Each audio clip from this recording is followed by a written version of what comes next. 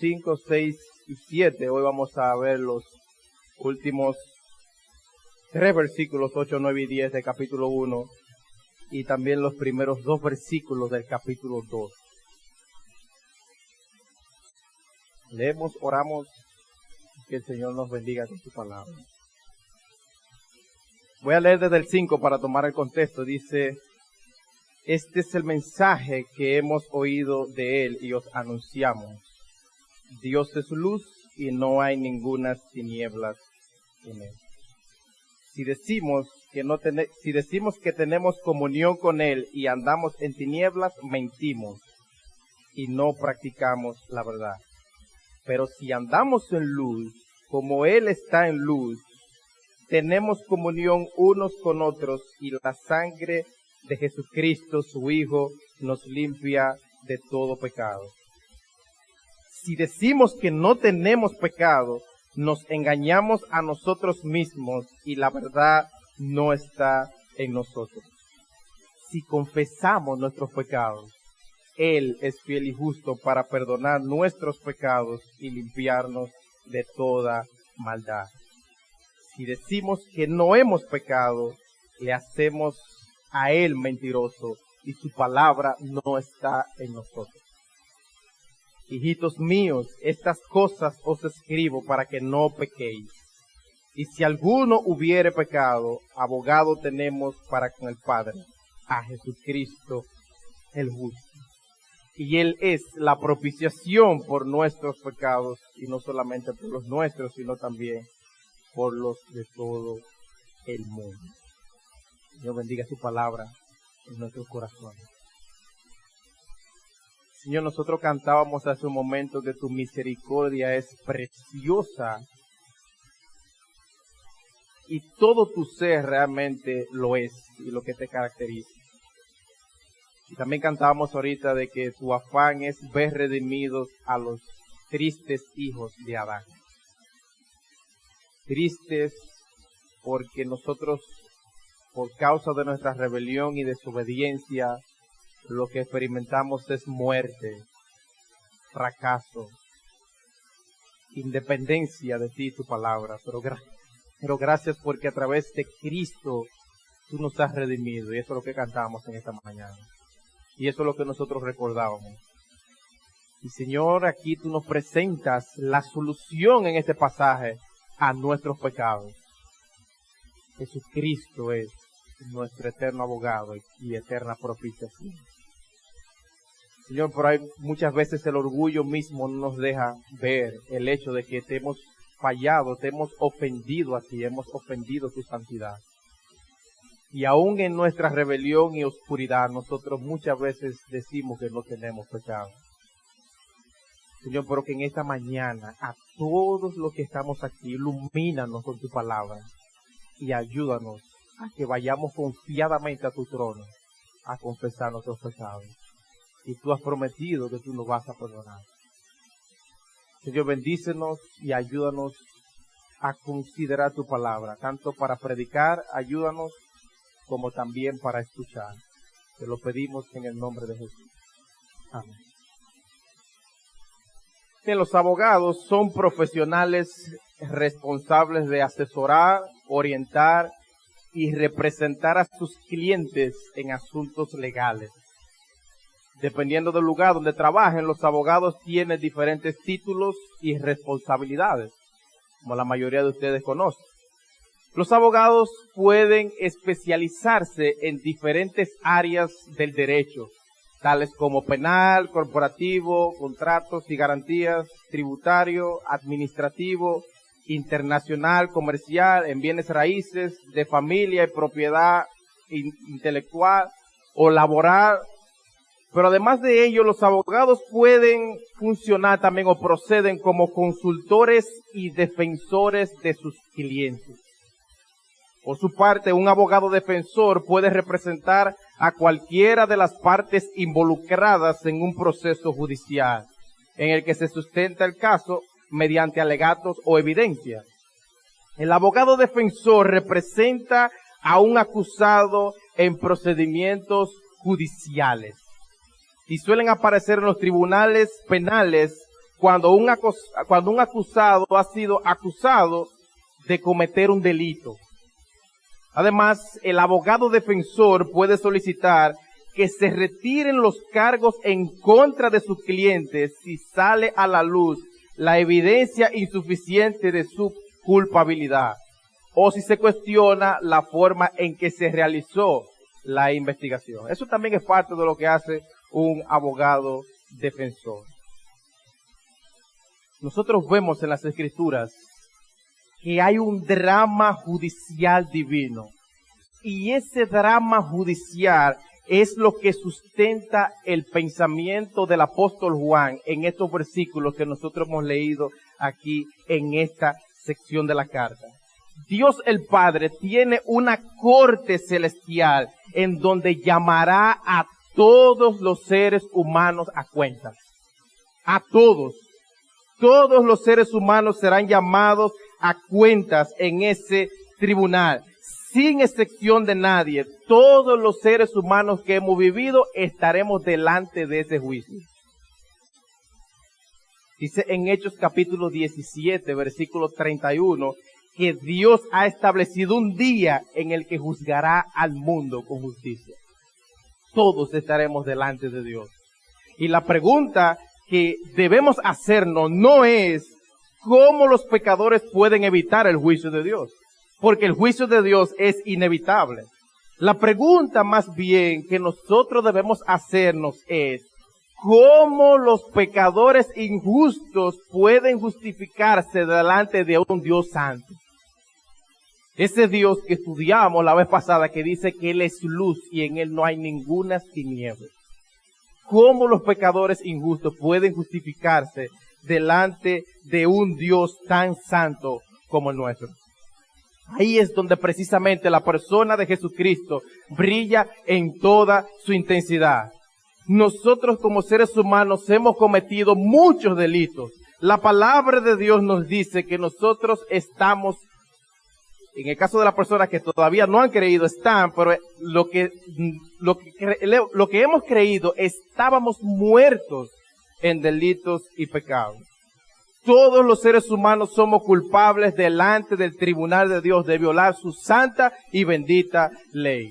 Dice Romanos capítulo 3, versículo número 10, que todos los seres humanos estamos bajo pecado, como escrito está, no hay justo ni aun uno.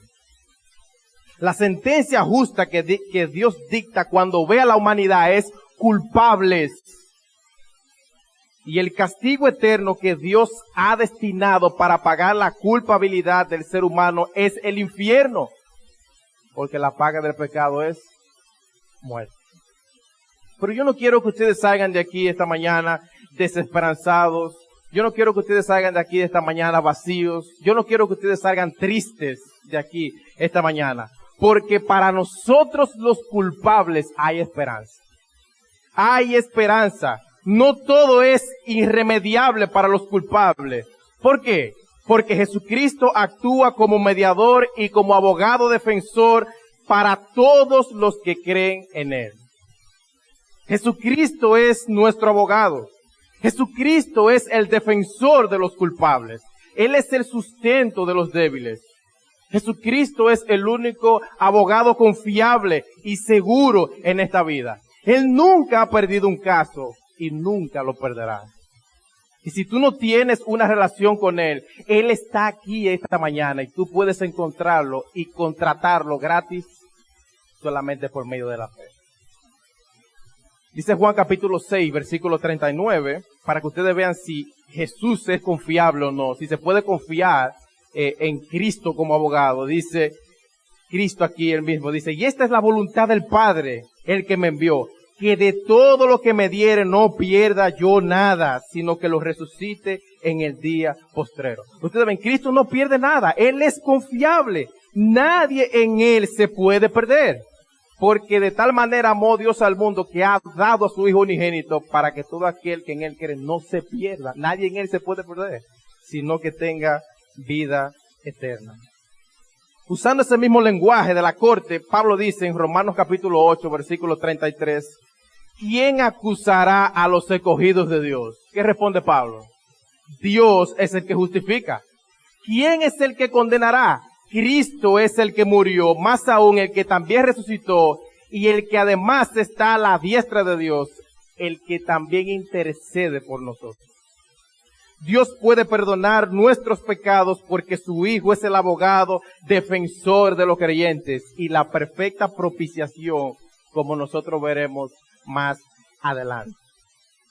Ahora bien, no todos los seres humanos responden de manera positiva al Evangelio, ni a la persona de Jesucristo, sino que hay algunos que son ignorantes de su pecado. Hay algunos que ignoran la culpabilidad que tienen delante de Dios. Y ese grupo que ignora su pecado, que vive diciendo que no tiene pecado, Dios lo clasifica aquí en el texto que nosotros hemos leído y los mete en la categoría de los engañados. De hecho, nosotros vamos a ver también, porque esta fue una carta que fue escrita a creyentes, que dentro de esa categoría también hay muchos que profesan ser cristianos, que dicen que ellos son sin pecado. Yo no peco, dicen ellos. Porque afirman que han alcanzado un nivel tan alto que ya el pecado no existe en sus vidas. Ellos han alcanzado un nivel espiritual tan alto que ya el pecado no existe en sus vidas. Y quien afirma eso, obviamente, malinterpreta la obra de santificación que el Espíritu Santo está haciendo en nosotros los creyentes. Pero noten lo que dice el versículo 8 del capítulo 1. Dice Juan aquí, si decimos que no tenemos pecado, ¿qué hacemos? Nos engañamos a nosotros mismos, ¿y qué más? Y la verdad no está en nosotros. Dos cosas aquí asume lo que tienen este tipo de creencias. Se engañan a sí mismos y la verdad no está en ellos. ¿Y qué dice el texto griego? Eso mismo que dice en español. Se engañan a sí mismos. Se engañan a sí mismos. Y la verdad no está en ellos. ¿Por qué la verdad no está en ellos? Porque la Biblia enseña claramente la realidad de que todos los seres humanos hemos pecado delante de Dios. Por eso la verdad no está en una persona que dice este tipo de cosas. Y la Biblia lo muestra, hermanos y amigos, claramente de que hemos pecado. Romanos 3:10, lo leíamos ahorita. Como está escrito, no hay justo ni aun uno, no hay quien entienda, no hay quien busque a Dios. Todos se desviaron, a unas se hicieron inútiles. No hay quien haga lo bueno, no hay ni siquiera uno. Versículo 23 de ese mismo capítulo, por cuanto todos pecaron y están destituidos de la gloria de Dios. Segunda de Crónicas 6:36 dice, si pecaren contra ti, y entre paréntesis encontramos esto, dice, pues no hay hombre que no peque. No hay hombre que no peque. Salmo 51, versículo 5, he aquí en maldad he sido formado y en pecado me concibió mi madre. Y este último texto de Jeremías 13:23, para mí es muy interesante, porque dice, mudará el etíope su piel y el leopardo sus manchas. O sea, ¿el leopardo puede quitarse las manchas que él tiene? La respuesta es no. Dice, así también podréis vosotros hacer bien estando habituados a hacer el mal. Dice, el hábito constante del hombre es hacer la maldad. Y dice, eso no se lo puede quitar él, como el leopardo no puede quitarse sus manchas, porque esa es parte de su naturaleza caída. ¿Ustedes ven por qué la verdad no está en una persona que dice que no tiene pecado? Es por eso que la misma Escritura afirma esta realidad constantemente en todas sus páginas, que somos pecadores. Jesucristo fue el único ser humano que podía afirmar que no tenía pecado. El único. Dios a Cristo lo hizo pecado por nosotros. No pecador, sino pecado. Para que nosotros fuésemos justicia de Dios en Él.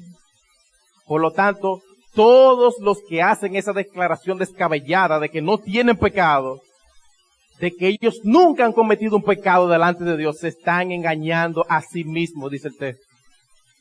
Cuando los creyentes seamos glorificados junto con Cristo en el cielo, entonces ahí nosotros sí seremos sin pecado, porque seremos semejantes a Cristo. Pero mientras tanto no, nosotros seguimos luchando aquí con el pecado. En esta sección nosotros vamos a ver un énfasis marcado que el apóstol Juan hace al pecado. Dios se toma el pecado en serio, mis amados hermanos. Noten el versículo 7 que estudiábamos la vez pasada, lo que dice el final. Y la sangre de Jesucristo, su Hijo, nos limpia de todo pecado. Si decimos que no tenemos, pecado. Nos engañamos a nosotros mismos y la verdad no está en nosotros. Si confesamos nuestros pecados, Él es fiel y justo para perdonar nuestros pecados y limpiarnos de toda maldad. Si decimos que no hemos pecado, le hacemos a Él mentiroso y su palabra no está en nosotros. Hijitos, estas cosas escribo para que no pequéis. Y si alguno hubiere pecado, abogado tenemos para con el Padre, a Jesucristo el justo. Y Él es la propiciación por nuestros pecados. Y no solamente por los nuestros, sino también por los de todo el mundo. 8 veces se menciona la palabra pecado. Hay un énfasis aquí. El tema del pecado es central en esta sección. Dios lo toma en serio, amados hermanos. Esto no es un pasaje que se acomoda a lo que mucha gente piensa hoy día acerca de que ellos no han cometido pecado. El hombre presentado en nuestros días como una persona que nace siendo inocente, que nace sin maldad, que es la sociedad que lo daña, que es la sociedad que lo corrompe, cuando es totalmente al revés. Él es quien daña a la sociedad por causa de su maldad. Es al revés. Por eso es que la mayoría de las personas no buscan a Dios. ¿Por qué? Porque ellos, dentro de su criterio, dentro de su opinión, ellos están bien. Ellos están bien. Y por eso no buscan el remedio que Dios ha provisto para su maldad, para su pecado. Y la psicología puede decir lo que quiera. Podrá dar la estrategia que sea para lidiar con los problemas del alma humana. Pero tratar con el problema del alma correctamente es lidiar con el pecado. Y tratar el tema del pecado, solamente hay una persona que lo puede tratar correctamente, y ese es Jesucristo. La sangre de Jesucristo, su Hijo, nos limpia de todo pecado. Y hay personas, de hecho, que dentro de la iglesia no les gusta que se hable del tema del pecado, porque dice que ese tema ofende a las personas. Y tú no le puedes decir pecador, es más, hasta impío, tú no le puedes decir impío a nadie. Porque esa palabra, o que te digan pecador, son palabras ofensivas, pero nosotros no lo hacemos para ofender a nadie, ni tenemos que tratarlo de una mala manera. Pero la realidad es esta, hermanos y amigos que están aquí. Nosotros nunca veremos nuestra gran necesidad que tenemos de Dios hasta que nosotros estudiemos profundamente el tema del pecado. Tenemos que estudiar profundamente el tema del pecado para que nosotros veamos la gran necesidad que tenemos de que Dios nos salve. Y la gran necesidad que tenemos de Él mismo. De hecho, es tanto así que si ignoramos nuestro pecado, en vez de enfrentarlo adecuadamente, dice Dios, tú te engañas a ti mismo. Se engañan a sí mismos. Y parte de la razón por la que Dios quiere convencernos es esa profunda realidad, de esa necesidad que tenemos de que nos humillemos delante de los pies de Cristo, quien será nuestro mediador, nuestro abogado y nuestra propiciación delante de Dios. El propósito de Juan es ese, amados hermanos, que nosotros nos examinemos a nosotros y veamos si nosotros realmente estamos en Cristo. Si realmente Cristo es tu abogado. ¿Ustedes recuerdan cómo fue que Juan inició esta epístola? Él comenzó a hablar del contenido del mensaje del Evangelio. Y el mensaje del Evangelio es una persona, Jesucristo, quien es la vida eterna, como veíamos. Algunas personas creen que al morir se van a presentar en el cielo y que por sus obras allá se les dará entrada. Pero el mensaje bíblico, el mensaje que Dios ha revelado en la Biblia es que fuera de Jesucristo no hay salvación. Fuera de Jesucristo no hay salvación. Ese último versículo que estudiamos la vez pasada dice, y la sangre de Jesucristo, su Hijo, nos limpia de todo pecado. Solo la sangre de Cristo. Si Dios es luz y no hay tinieblas en Él, o sea, en Dios no hay pecado, que a nadie se le ocurra que va a entrar en el cielo sin primero lavar sus ropas en la sangre del Cordero. Nadie puede entrar ahí si primero no se ha lavado en la fuente de la cruz del Calvario. Y también eso significa ahora mismo para nosotros que si Dios es luz y no hay ninguna tinieblas en Él, eso significa que a nadie se le puede ocurrir tener una comunión con Dios como Él se le antoje, como Él quiera. Hermanos, yo quisiera que al terminar el culto esta mañana nosotros salgamos aquí tomando el tema del pecado más en serio. De que el pecado no es un asunto trivial. ni que el pecado no es un asunto sencillo. No, el pecado es algo serio para Dios. Es un asunto bien serio. El pecado en nuestras vidas, Dios no lo pasa por alto. Dios no se hace de la vista gorda. De que una persona puede relacionarse correctamente con Dios e importar como él ande, que él ande como él quiera. No. Dios se fija en la vida de una persona, en cómo está andando. Y la comunión que tiene con Dios. Hay cosas que nosotros sabemos que son riesgosas y que representan peligro. Sin embargo, así, muchas veces nosotros no tomamos las medidas necesarias.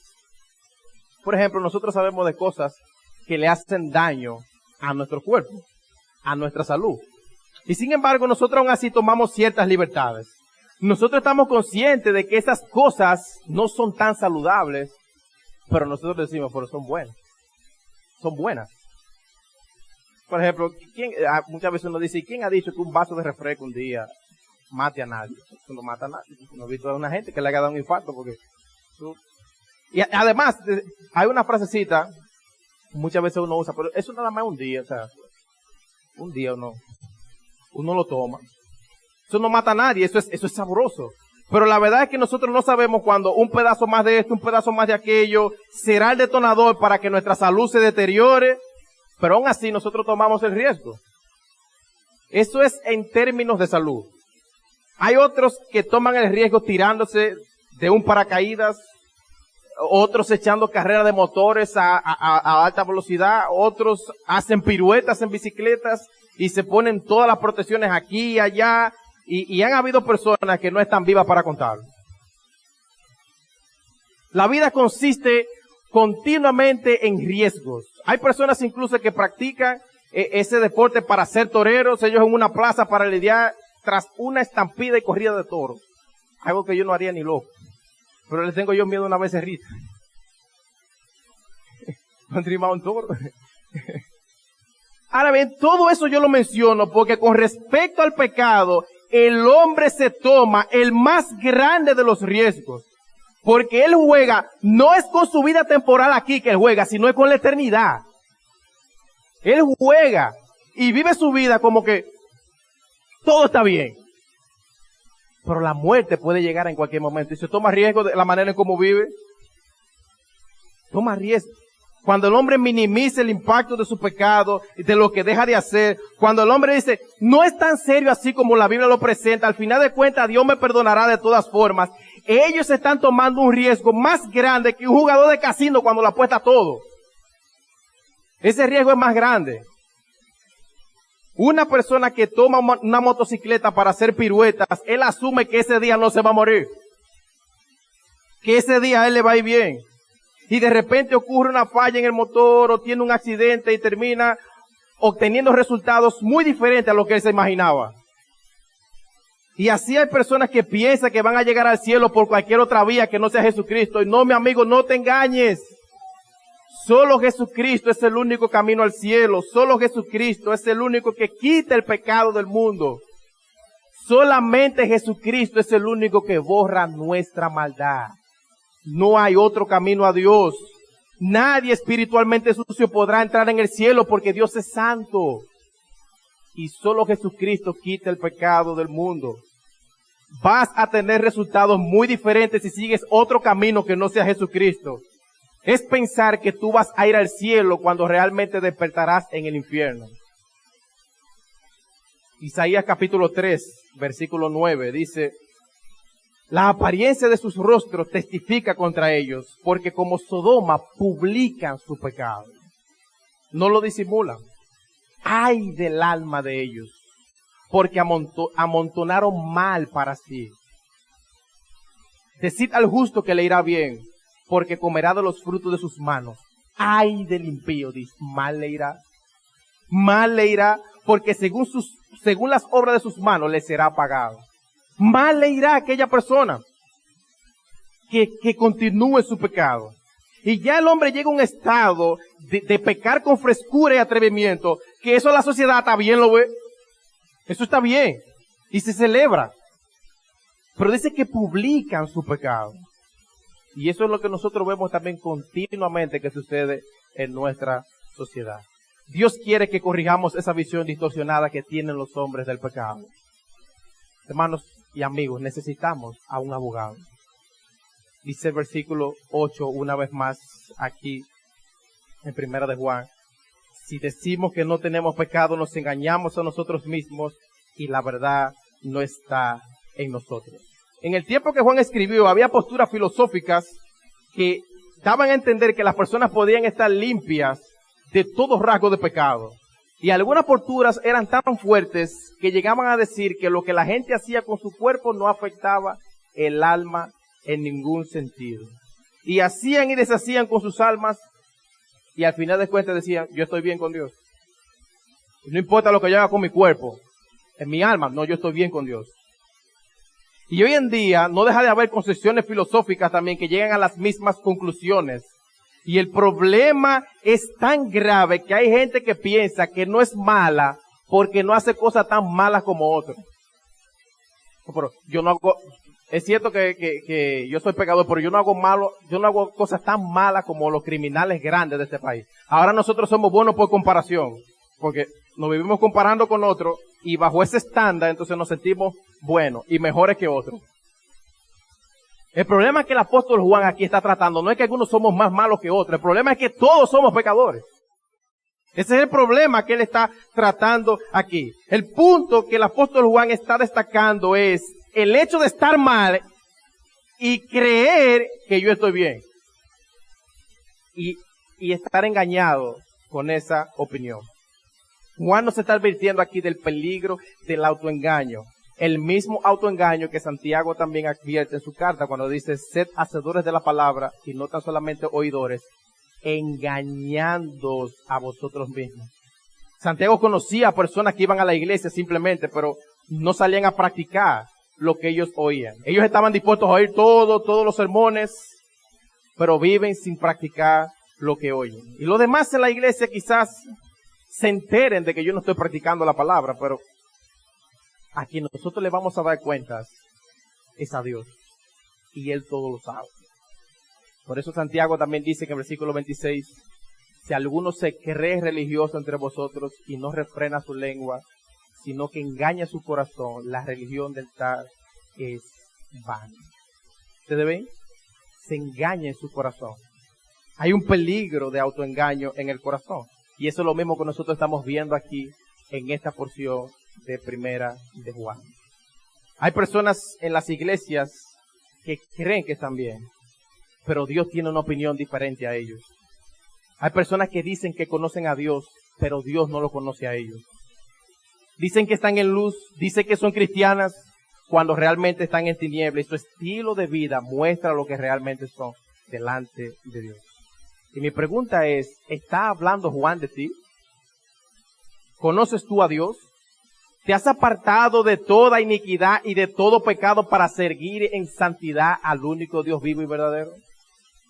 ¿Cuál es la actitud que muestra a alguien que conoce el Evangelio y la gracia de Dios? La actitud que nosotros encontramos en el versículo 9. ¿Qué dice? Si confesamos nuestros pecados. Este no lo ignora. Si confesamos nuestros pecados, ¿qué sucede? Él es fiel y justo para perdonar nuestros pecados y limpiarnos de toda maldad. Esta es una actitud diferente. No hay una actitud de ignorancia como nosotros vimos en el versículo 8, sino que hay una actitud de reconocimiento del pecado. Esta es una persona que en vez de ignorarlo y engañarse a sí mismo, mejor lo confiesa a Dios. Sí, yo es verdad, yo lo he hecho. Yo lo hice. La confesión de pecado es absolutamente esencial para entrar en la luz, para entrar en la comunión con Dios. O mejor dicho, para entrar en el trono de Dios y comenzar a tener comunión con Él. Y luego vemos que en ese estilo de vida de andando en la luz, lo que vemos es un estilo de vida de confesión continuamente. Dios va iluminando las áreas oscuras de mis corazones y yo las voy confesando y trayéndolas delante de su trono. Esto es lo que nosotros llamamos la santificación, donde Dios me va alumbrando cada día más con su palabra, las áreas que necesitan ser confesadas y traídas a los pies de Cristo. ¿Quiénes son aquellos que disfrutan de gozo y la limpieza de todos sus pecados? ¿Aquellos que lo esconden? ¿Aquellos que lo ignoran? No, aquellos que vienen humildemente y se lo confiesan a Dios. Y los traen al trono de la gracia, donde nosotros alcanzamos misericordia. Uno de los grandes deleites de la vida cristiana, hermanos, y yo sé que ustedes lo saben, es vivir sintiendo el gozo, el placer, la satisfacción de que todos mis pecados han sido perdonados. Eso nos estimula hasta la obediencia. Todos mis pecados fueron perdonados. Eso produce paz. Eso nos ayuda a vivir con tranquilidad. Saber que mi deuda con Dios está pagada. Experimentar eso nos ayuda a servirle a Dios con alegría, a amar a Dios, a obedecerle a Dios con gran alegría. Eso nos anima incluso hasta cuando nosotros venimos aquí a la adoración. Cuando yo vengo al culto de adoración con la mentalidad de que todos mis pecados han sido perdonados en la cruz de Cristo, mi corazón se derrama en adoración a Dios. No hay deuda, no hay condenación. Lo que hay paz, gozo, felicidad, amparados en la misericordia de Dios. ¿Quiénes son los que están bien con Dios, según el versículo 9? ¿Los que nunca han pecado? ¿Esos son los que están bien con Dios? No, aquellos que confiesan sus pecados. Esos son los que están bien con Dios. Aquellos que se ponen de acuerdo con respecto a lo que Dios dice con sus pecados. Hay grandes confesiones, y varias confesiones de grandes hombres de la Biblia que nosotros vemos. Y fueron grandes, no porque eran sin pecado, eso no existe, sino porque reconocieron sus faltas delante de aquel que es sin pecado. Y reconocieron que lo habían hecho mal. Y uno de los ejemplos más grandes que incluso que nosotros vimos con el pastor Marrero aquí, y estamos viendo, es el ejemplo de David. De cómo David no encubrió sus faltas, sino que las confesó a Dios. Y tenemos ese hermoso recordatorio en el Salmo 51 de la confesión que él le hizo a Dios después de su pecado, cuando dice: ten piedad de mí, oh Dios, conforme a tu misericordia, conforme a la multitud de tus piedades, borra mis rebeliones.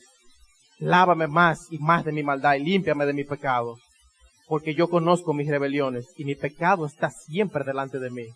Contra ti solo he pecado y he hecho lo malo delante de tus ojos, para que seas reconocido justo en tu palabra y tenido puro en tu juicio. Y en el versículo 17 nosotros encontramos ese famoso versículo que dice que los sacrificios de Dios son el espíritu quebrantado, al corazón contrito y humillado no desprecias tú, oh Dios. Hermanos, confesar nuestros pecados a Dios es lo más sabio que nosotros podemos hacer. Eso es lo más sabio que un hombre puede hacer. Confesarle sus pecados a Dios. Porque Dios lo sabe todo, Dios lo conoce todo, Dios lo ve todo. Nada se puede esconder delante del ojo de su omnisciencia. Hay muchos que según su criterio, ellos están bien. Pero en el juicio, en el día del juicio, no será su criterio con el que ellos serán evaluados, sino que será evaluado con el estándar de Dios. Con el estándar de Dios. La palabra confesar significa decir lo mismo que, es estar de acuerdo con el estándar de Dios. En este caso es decir lo mismo que Dios dice. ¿Y qué es lo que Dios dice? Que somos pecadores. Que somos pecadores, que le hemos ofendido a Él y que debemos venir y confesarnos y humillarnos delante de Él. Es decirle: sí, Señor, es verdad, yo lo he hecho. Es verdad, yo lo he hecho. Y venir postrado delante del Señor. Y no es sencillamente decirlo ya, porque nosotros podemos confesarlo sin el corazón. Es que nosotros lo admitamos, es sentirlo, es realmente venir de verdad, de corazón, volverse a Dios. Señor, yo he fallado y lo confieso de corazón. Es confesar y decirle: Señor, yo necesito tu limpieza, ¿verdad? Yo necesito que tú me laves. Yo necesito que tú me limpies. El texto dice algo muy interesante que no puede ser pasado por alto. Aparte de la confesión, dice que si confesamos nuestros pecados, Él es fiel y justo para perdonar nuestros pecados y limpiarnos de toda maldad. ¿Qué relación tiene la fidelidad y la justicia de Dios con esta limpieza? Lo que el texto nos está diciendo es que a nivel personal, nosotros experimentamos la fidelidad y su justicia en el cumplimiento de las promesas que Él ha hecho con respecto a que Él nos va a limpiar de nuestros pecados. Dios dice en su palabra que Él es muy justo para tener por inocente al culpable. Pero si tú eres un malvado que fuiste ya perdonado y lavado en Cristo, Dios cumplirá la promesa que dice en su palabra. En Jeremías 31:34 dice, conoce a Jehová porque todos me conocerán, desde el más pequeño de ellos hasta el más grande. Dice Jehová, porque perdonaré la maldad de ellos y no me acordaré más de su pecado. Eso es Dios que lo dice. Y en base a lo que Él dice, que nos dice que confesemos nuestros pecados delante de Él. Dios es fiel y justo para cumplir con esa promesa. De que Él no tomará en cuenta el pecado del hombre. Dios perdonará porque Él va a hacer siempre lo que Él ha prometido. Dios es fiel y justo. Y al mismo tiempo, siempre actuará con justicia. Y es su carácter que está involucrado aquí. Dice, yo soy fiel y yo soy justo. Y Él pone su carácter en juego y dice, yo te voy a perdonar. Si yo te dije que te voy a perdonar, lo voy a hacer. Y Dios no miente. Dios es fiel. Por eso Proverbios 28:13 dice que el que encubre su pecado no prosperará. Mas el que lo confiese y se aparta, Dios dice que alcanzará misericordia. Ahora, ¿qué dice el versículo 10 de nuestro texto? Una vez más, Juan pone el énfasis. Si decimos que no hemos pecado, ¿usted ve? ¿Le hacemos a quién? Le hacemos a Él mentiroso y su palabra no está en nosotros. Ustedes ven, Juan vuelve de nuevo porque no quiere que ignoremos nuestro pecado. Él quiere que lo confesemos. Quien está diciendo esta declaración de que no ha pecado, dice, le hace a Dios mentiroso. ¿Y por qué? Porque Dios ha dicho que el hombre es pecador. Que todos los hombres hemos pecado. Entonces, cuando un hombre dice, no, yo sí no, le está haciendo a Dios mentiroso. Cuando decimos, no, yo no he pecado, le estamos diciendo, Dios, tú estás equivocado. Es aquí esta gran pieza que tú te has olvidado de mí. Yo sí no. Tú viste todos los lugares y no me miraste a mí. Yo no he pecado. Y mira aquí que nosotros le estamos diciendo mentiroso.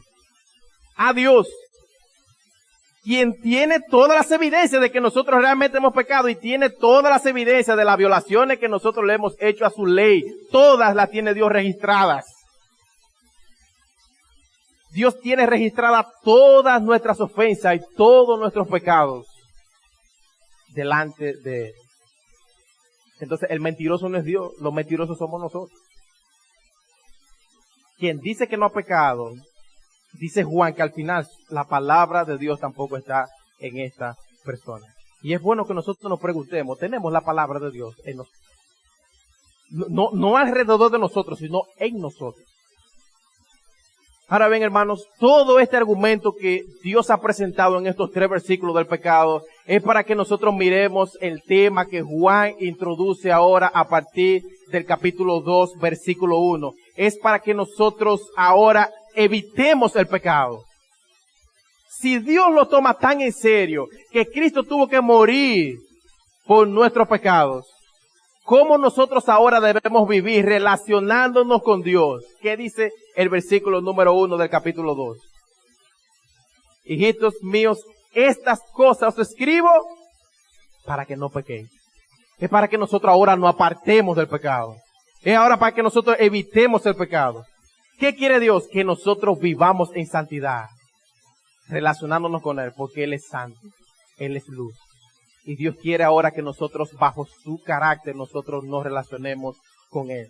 Dios quiere que nosotros nos cuidemos del pecado. Dios quiere que nosotros nos cuidemos de las tentaciones y de las acechanzas del maligno. Dios quiere que nos cuidemos de nuestros corazones y Dios quiere que nosotros tomemos las medidas adecuadas y que vivamos continuamente tomando las medidas adecuadas para nosotros apartarnos del pecado. No caigamos en el relajito, que hay mucha gente que dice, no, yo peco y ahorita voy y se lo confieso a Dios. Yo voy y ahorita se lo confieso a Dios. Y caemos en ese relajito y que no, porque ya Cristo, ¿qué dice Romanos 6? ¿Perseveraremos en el pecado para que la gracia abunde? De ninguna manera. Porque nosotros que hemos muerto al pecado, ¿cómo vamos a vivir aún en él? Ya hemos muerto al pecado. Ya hemos muerto. Esa es la actitud de un verdadero hijo de Dios. Yo voy a pecar de manera intencional, porque ahorita yo me lo confieso y Dios me perdona. Esa es la actitud que nosotros vemos en las escrituras que actúa un hijo de Dios. No dice, estas cosas escribo para que no pequéis. Es para que no pequen. Dios quiere que nosotros no pequemos. Pero ¿saben qué? Lamentablemente pecaremos. Lamentablemente. Pecaremos. Y cuando lo hagamos, debe ser un dolor para nosotros. Un pesar grande. Es más, el hecho de pensar que nosotros en un futuro vamos a pecar debería causar un dolor profundo en nuestro corazón. Pero esa no es toda la parte que Juan dice en el versículo 1 de capítulo 2. Sino que cuando pequemos, porque lamentablemente lo vamos a hacer, que recordemos al mismo tiempo y le demos gloria a Dios porque tenemos un abogado. Tenemos un abogado. Hay algunas personas que van a juicio y ellos mismos se representan. Y se atreven a ir a juicio y decir, no, yo no quiero un abogado porque yo mismo me defiendo. Y yo sé, mira, yo lo calculaba así, y esto es lo que yo voy a decir, y esto es lo que yo voy a hacer, y tal cosa. Por lo tanto, yo no necesito a nadie que me defienda. Y así habrá hombres, mujeres, jóvenes, niños que llegarán al juicio de Dios y le van a decir a Dios, yo aquí me represento, yo estoy bien. ¿De qué es que tú me acusas? ¿De qué es que tú me acusas a mí? Yo estoy bien. Y no necesitan a nadie. No necesitan a un abogado. Porque ellos piensan que ellos son suficientes para defenderse. Y van a pararse delante de Dios y van a atreverse a decirle a Dios, Señor, ¿pero ¿y de qué es que tú me estás acusando? Pues yo nunca maté, yo nunca robé, yo nunca hice nada de esas cosas. Vamos a ver si, ¿verdad? Preséntame las evidencias, ve, compruébame a ver si yo soy culpable realmente. Porque delante de Dios que nos vamos a presentar. Mi amigo que estás aquí en esta mañana, no pienses en nadie más, ni en tu ni en un familiar tuyo, ni un amigo, ni nadie. Piensa en ti. Tú no puedes llegar al día de juicio así. Tú no puedes. Tú necesitas un abogado. Tú necesitas un mediador que te reconcilie con Dios. Tú necesitas a alguien que te represente, aunque tú no lo quieras admitir. Por eso Juan dice aquí que los creyentes nos hemos refugiado en ese abogado, en Jesucristo el justo. Dice, hijitos míos, estas cosas escribo para que no pequéis. Y si alguno hubiere pecado, abogado tenemos para con el Padre, a Jesucristo el justo. Ustedes ven, Él es justo. Él sí puede representar. Él puede representarnos. Cristo nos defenderá delante de Dios diciendo, yo pagué por Él. Yo pagué por Él. Y como vamos a ver más adelante también, yo puse mi vida como propiciación por causa de sus pecados. Y ese pecador está limpio en mi justicia. Eso Cristo va a hacer con aquellos que han confiado en Él. Mi hermano, conténtate y gózate en esta mañana, regocíjate en esta mañana, porque nosotros tenemos a alguien que nos defiende. Tenemos a alguien, no estamos desamparados. Él ascendió a los cielos. Él es sacerdote. Él es quien nos representa. Oró por nosotros aquí mientras estando aquí en vida y sigue intercediendo por nosotros a la diestra de Dios.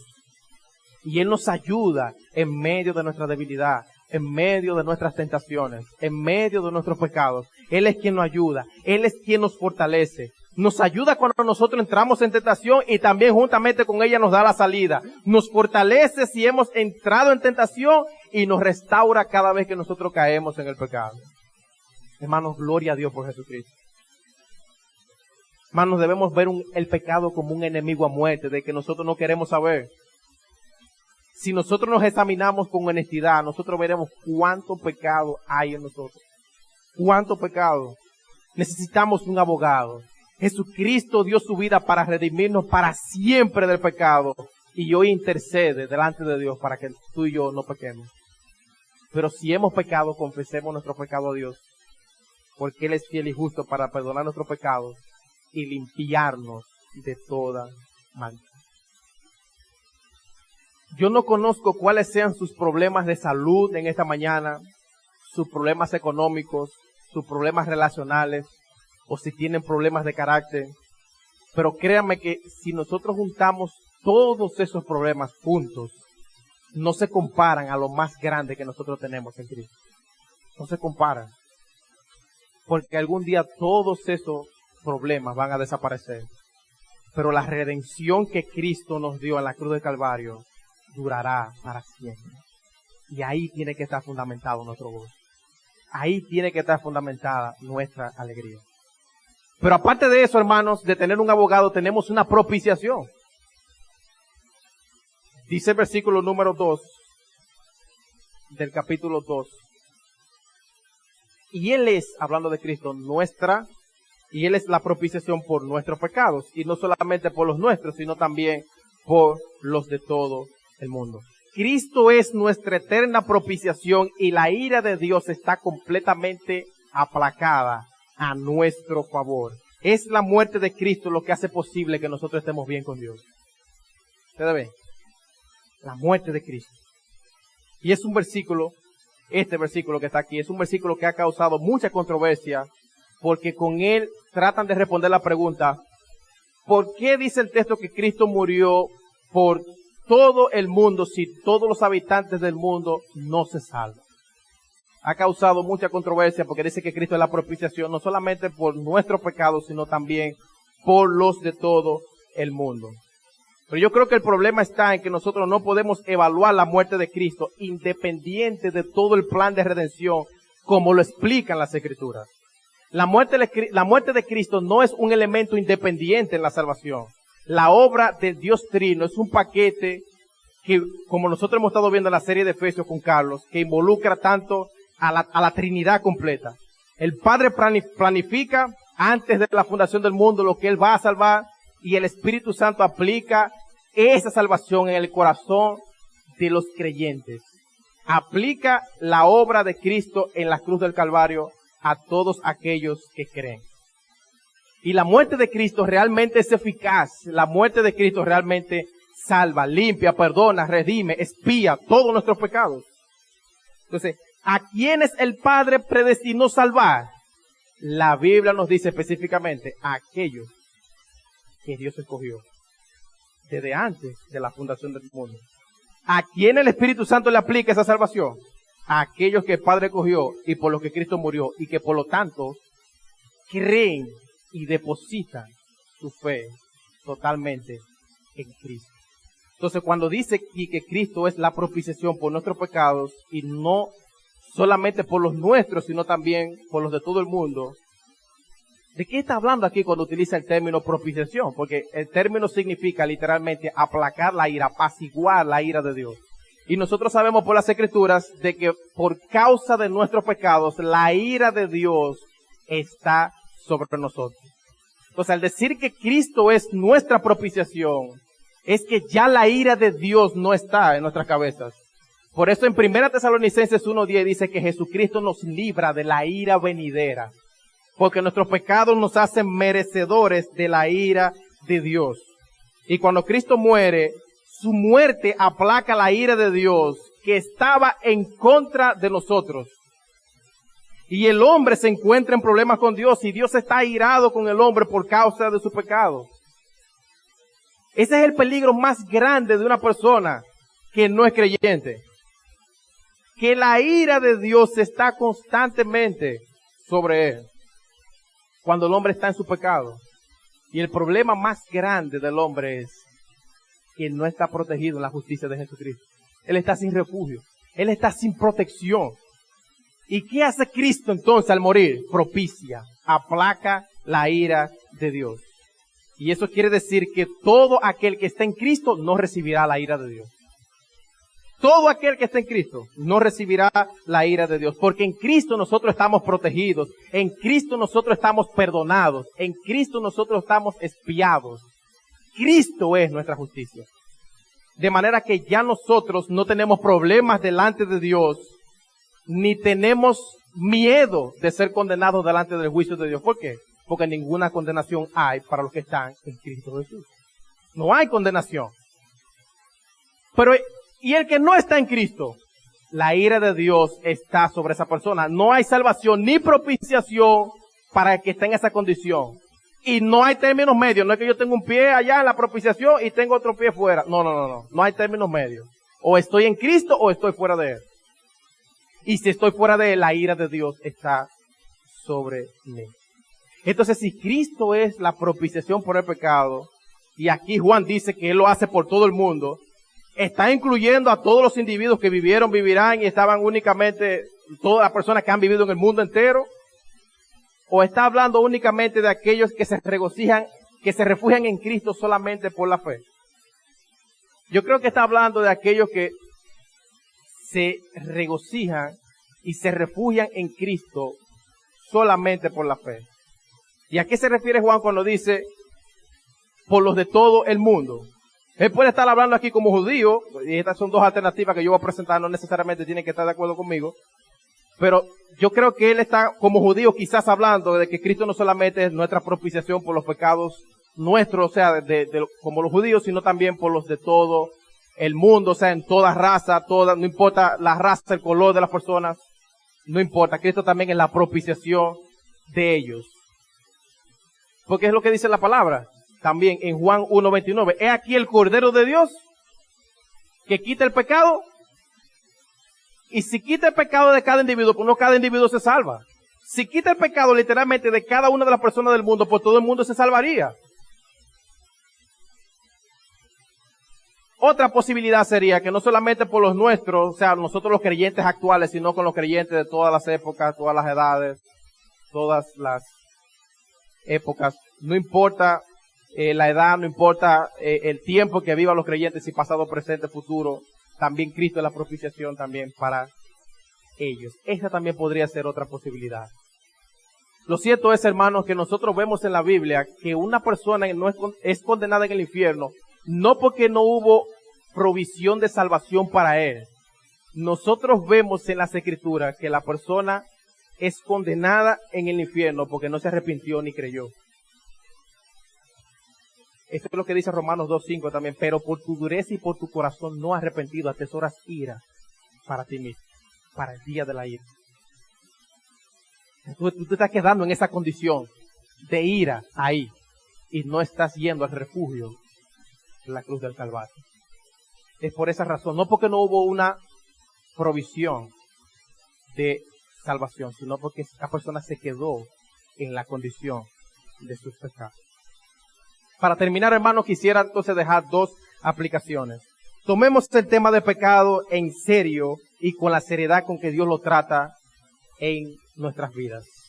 Hermanos, si nosotros estamos andando en tinieblas, no nos engañemos diciendo que tenemos comunión con Dios, porque realmente no es así. Dios ve el pecado como un asunto serio. Examinemos nuestras vidas, examinémonos bien delante de Dios para saber si nosotros estamos o viviendo en el pecado o estamos andando en la luz. Porque de lo contrario, hermanos, nos engañamos a nosotros diciendo que tenemos comunión con Dios cuando realmente no es así. En esta semana yo meditaba en un texto en el libro de Amós también, y para mí fue sumamente interesante encontrar este pasaje mientras preparaba el sermón. El libro de Amós es un libro de juicio contra el pecado de Judá e Israel en aquellos días. Y de manera particular hay dos pecados que Dios le destaca al pueblo en aquellos días, que era su pecado de idolatría o la falsa religión, y también el pecado de la injusticia social. Y noten lo que Dios dice, quisiera que me acompañaran allá brevemente, en el capítulo 5, versículo 21 del libro de Amós, que dice lo siguiente, para mí es muy interesante y quisiera dejarlo también a modo de aplicación aquí, diciendo que debemos tomar el pecado en serio en nuestras vidas. Dice versículo número 21 al 23, aborrecí, abominé vuestras solemnidades y no me complaceré en vuestras asambleas. O sea, en sus reuniones yo no tengo complacencia por la vida que ustedes están llevando. Dice, y si me ofrecieres holocaustos y vuestras ofrendas, no los recibiré, ni miraré a las ofrendas de paz de vuestros animales engordados. Quita de mí. Y es como si Dios está diciendo, eso me molesta. Quítalo de mí, quita de mí la multitud de tus cantares, pues no escucharé las salmodias de tus instrumentos. Dios está diciendo en otra palabra, no me cante, no me cante, que yo no lo quiero escuchar. Ustedes tienen un estilo de vida diferente a como ustedes están viviendo. Ustedes están viviendo diferente a como yo ordeno en mi palabra. Ustedes están viviendo con sus pecados favoritos y dice Dios, no, yo no acepto una adoración de cualquier adorador. No importa si es predicador, no importa si es ofrenda, no importa si es sacerdote, no importa si es músico, no importa lo que sea, dice Dios. Yo me fijo muy bien en la persona que adora. Y aquí está diciendo, yo estoy cansado de esos sacrificios falsos. Y yo estoy cansado de que ustedes estén viviendo una vida divorciada de lo que ustedes supuestamente profesan. Mis hermanos, le estamos ofreciendo a Dios todos los días de nuestra vida, todos los domingos cuando venimos aquí, lo que le estamos dando a Dios es un olor fragante, un olor grato a Dios, o Dios lo abomina y lo aborrece porque no es de corazón. Dios toma en serio el pecado y eso debería llevarnos nosotros a hacer lo mismo. Pidámosle a Dios gracia para apartarnos cada día más del pecado. Y una aplicación final para los amigos y es, tú necesitas un abogado. Tú necesitas a un abogado. Tú tienes un abogado. ¿Son tus obras, tu buena conducta? ¿O quién es tu abogado? ¿Quién te representa? ¿Tú estás preparado para presentarte a juicio delante de Dios cuando Dios te llame a cuentas? Y no importa tu edad, no importa ni siquiera si tú eres joven, adulto. Yo quisiera hacerte este llamado delante de Dios a que tú confieses tus pecados a Dios y encuentres en Jesucristo a una persona que te defienda delante del juicio de Dios.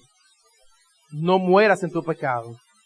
Muere en Jesucristo, porque morir en Jesucristo es ganancia, dice la Escritura. El que muere en sus pecados no le irá bien, porque muere sin Jesucristo. Y Jesucristo es la única esperanza de este mundo.